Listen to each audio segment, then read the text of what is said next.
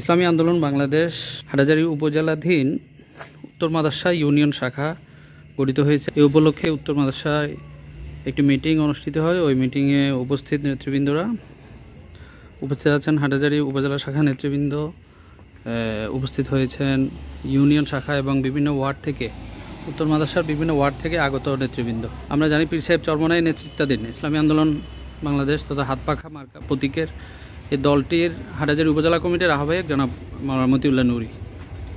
আসসালামু আলাইকুম রহমতুল্লাহ।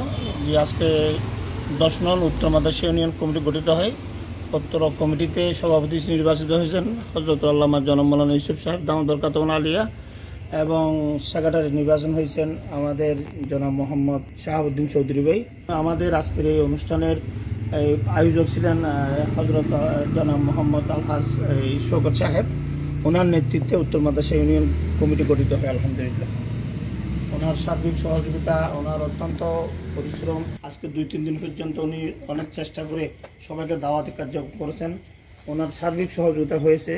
যেহেতু উনি 2 দিন পরে প্রবাসে চলে যাবেন, সেই জন্য আমরা কোরবানির 3 দিনের মধ্যে করতে বাধ্য হয়েছি। আমি এ বিষয়ে একটু অনুভূতি জানতে চাইব। লাস্ট জনাব আলহাজ হাসিম শওকত সাহেব। ধন্যবাদ। আল্লাহ তাআলা অশেষ মেহেরবানি।